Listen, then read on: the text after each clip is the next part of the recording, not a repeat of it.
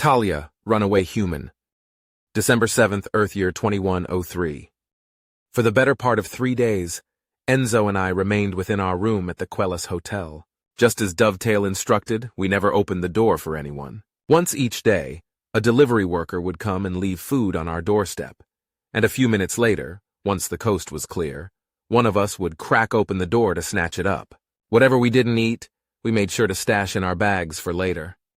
Comfortable as our surroundings were, they did precious little to assuage my anxiety. With every sound in the hall outside, my brain insisted that animal control was coming for us. Each night when I managed to fall asleep, I half expected to wake up in a kennel, or worse, a veterinary clinic.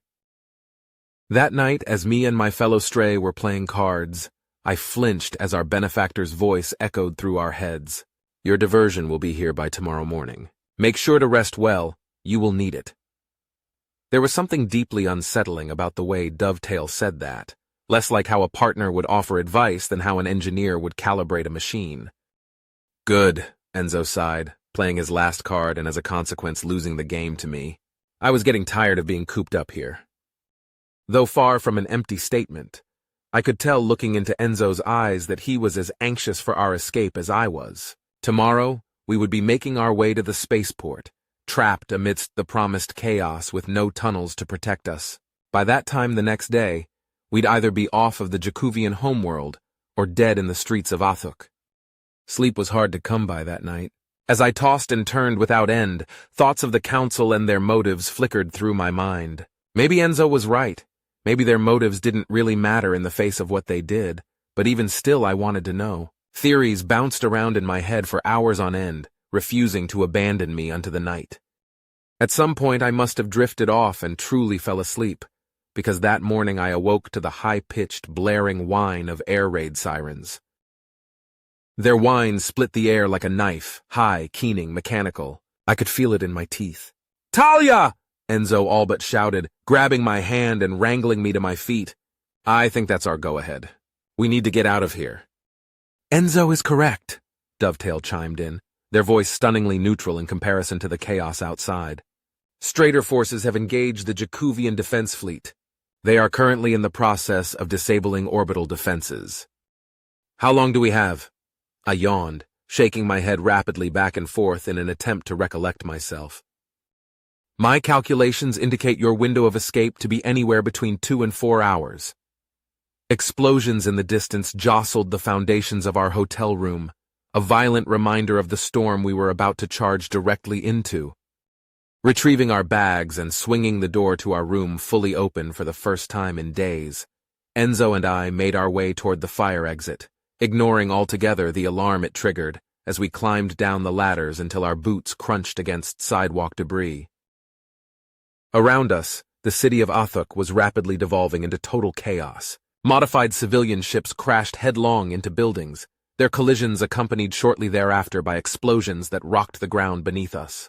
Humans in tactical gear advanced rapidly on a blockade of panicked police officers as bullets zipped between the two groups, with the Xenos taking heavy casualties. The gunfire fell silent shortly after me, and my fellow stray attempted to avoid the fight by going around back, only to be intercepted there by a second group of heavily armed straighters. Talia. Enzo! Began the human in the front, lowering his massive gun upon the sight of us. General Xander has instructed us to escort you both to the nearest spaceport. Come along and keep your heads down. Follow them, Dovetail commanded us simply, their instructions leaving no room for debate. Not that I had any serious objections to this plan to begin with. With at least 24 raiders forming a defensive perimeter around us, I at least felt much safer. With a majority of first responders directed elsewhere, skirmishes with police and animal control were few and far between, not to mention quick. Are you guys all working for Dovetail? I asked one of the nearby humans. We work for Xander, the soldier responded in a tone that suggested they took offense to my comment. Right now he's entered into a partnership with Dovetail. We're honoring that partnership by escorting you both. With little to stop us on the ground, we remained at a brisk but not exhausting pace on our way to the port. However, just a few miles from our destination, the lead soldier tapped his fingers to his earpiece and immediately grew tense. Dwight! A voice crackled from the other side. We've got a martyr ship in orbit. Nobody can get a lock on. The drive signature suggests it's charging something big. With all due respect, Xander, sir, what the hell do you want me to do about that while I'm on the ground?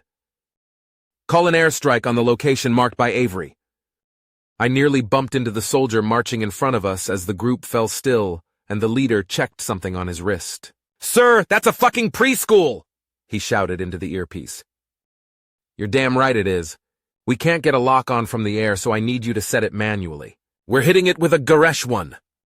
I couldn't see his face from beneath the mask, but I could tell by how he was moving that Dwight was sweating now. Xander, those are anti-intercept missiles. Too fast for any of the orbital defenses to catch. What the hell are we going to accomplish by wasting one to kill a bunch of literal children? That's what I'm counting on! Just do what I say! Xander shouted, prompting a sigh from the group leader as he gestured for us to change course toward the nearby school building. Fortunately, it wasn't a long detour, taking only a few minutes for us to reach the building. Once we drew within a certain range, Dwight shifted some settings on his gun and pointed a bright laser at the building. Coordinate lock confirmed. He spoke into his earpiece with a tone of resignation. Just give us a few more minutes to get out of range. The next word from the other side of the comms made my heart skip a beat. Negative. As the leader continued shouting into his earpiece, a bright light twinkled overhead like a star in the middle of the day. Even if we sprinted as fast as humanly possible, there was no chance we'd be escaping the blast radius in time. Nevertheless, my legs ached for me to at least try. It happened within a split second. In the blink of an eye, the missile lanced into the atmosphere, only to be intercepted by a sleek black vessel, the resulting explosion dispersing the clouds around it into a perfect circle. Martyr down. The Strader General chuckled over the comms as the group leader took his fingers off of his ear and heaved a sigh of relief. Come on, people, we don't have time to waste. As we walked away from what was very nearly a horrific scene, I looked up in the sky at where the Martyr vessel had intercepted the missile.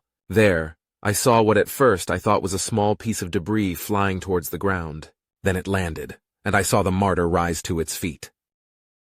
White chrome plates scuffed with dirt glistened in the sunlight as the Titan stood to its full height just 100 meters or so from us. Instantly, every Strader in the group raised their weapons and began to fire upon it. Bullets ricocheted harmlessly off of the Martyr's body as it began to approach us, almost ponderously slow at first as it stopped near the body of a dead officer and plucked the handgun from their rigid grasp. It pointed the weapon at us, its muzzle flashed 8 times, and around us 8 soldiers dropped dead, each one shot directly in their helmet visors. "Everybody stay in formation!" Dwight shouted, pushing to the front of his men and firing some kind of grenade from the upper barrel of his gun.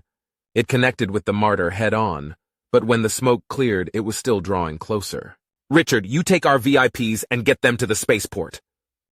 As the soldiers cleared the way for us, one remained directly in our path. "Come on!" he shouted, gesturing for us to follow. Glancing back one last time at the soldiers, I watched as the Martyr yanked a road sign out of the ground and threw it like a javelin, impaling 3 soldiers upon its sharp end. This wasn't a fight between the Martyr and the Straders, it was a cleanup. Carefully navigating over piles of rubble and crawling beneath collapsed wires, Enzo and I followed our final escort through the cityscape of Athuk. Staring up at the sky, I saw 2 massive ships at the center of conflict with the planet's defense force. With all the news broadcasts I'd seen of the Straders and their infamous exploits, never once had I laid eyes upon these gargantuan war machines. "Are those new?" I panted, pausing for a moment in an attempt to catch my breath. "A gift from our new friend," Richard shouted back bluntly in reply, leaning up against a corner before turning it with his rifle at the ready. "Come on! The airport's just up ahead." Suddenly, a volley of shots rang out through the air as our guide was riddled with bullets before he could react. Turning toward their source, my heart dropped. There, standing amidst the rubble and joined on either side by gun-toting security officers, Prosher's eyes went wide as he saw me. "Talia!" he gasped, ignoring his men's pleas for him to remain with them as he rushed toward me, only to stop dead in his tracks as I pulled out the gun I'd stolen from him and aimed it square at his chest.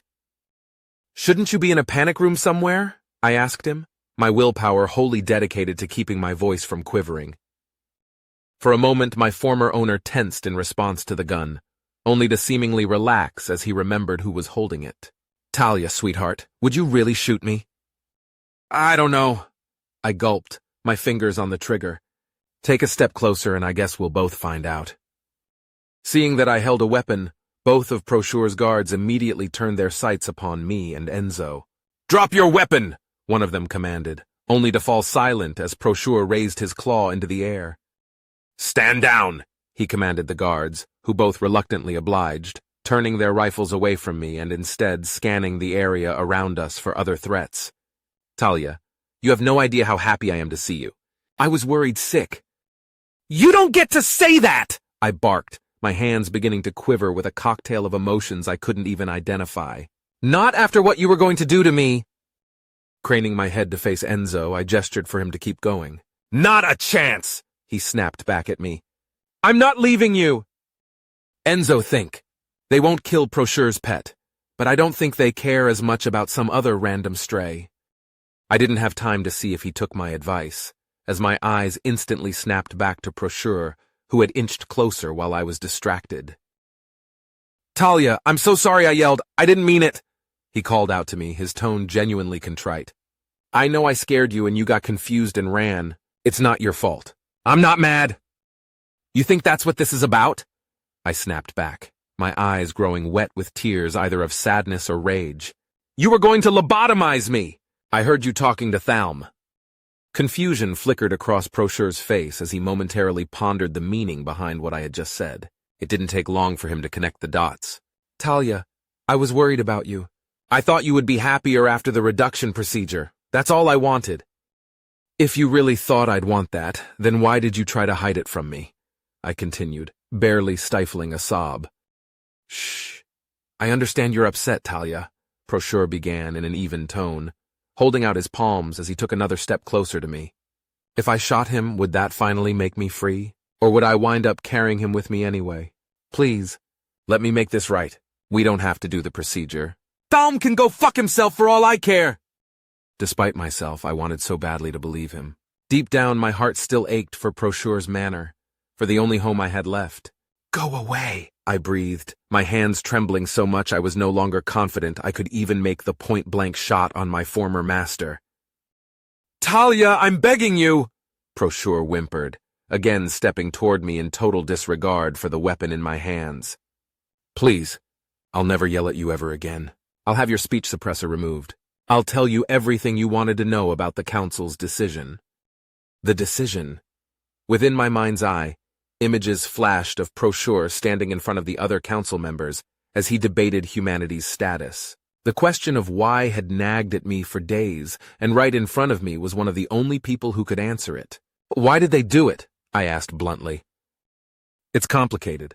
Please, Talia, I'll tell you everything if you just let me bring you home," he said, sounding as though on the verge of tears himself. "I promise you, though, the decision we made was what was best for everyone, humanity included." "Talia, you need to get to the spaceport." "We can't afford to waste any more time!" Dovetail's voice echoed within my mind, snapping me out of sentiment's grasp. Answers would have to wait for now. Suddenly, alarm bells within my mind flared to life as I saw Prochure reaching for a bag on his hip. Before I could press him on this, however, the Jacovian produced a small, stuffed bear from within. "Mister. Dodie misses his cuddle buddy, Talia," Prochure said, kneeling down and holding out the nostalgic toy for me. "Please come home to us." He was close now, well within swiping range of my weapon. No amount of willpower, however, seemed sufficient to make my fingers pull the trigger. I couldn't do it. My arms lowered all on their own. I hated them for it. "It's going to be okay," Prochure whispered softly, drawing closer as though to embrace me, but I pulled away before he could. "Talia, I remember how your eyes lit up when you first saw the orange snow by the pond. I remember how proud you looked when you learned to read my language. You're not some thing I own. You're you. I love you, and I promise I'll always protect you." Behind me, a flurry of gunshots rang out as Enzo fired upon Prochure's guards, nailing one in the center of mass and seemingly hitting the other in their leg. "Talia, we have to go!" he shouted to me. "Don't follow us!" I half hissed, half sobbed at Prochure, attempting to shove him away but only really succeeding in knocking myself off balance. With both of his armed guards disabled, Prosher could only watch as Enzo and I disappeared amidst the chaos.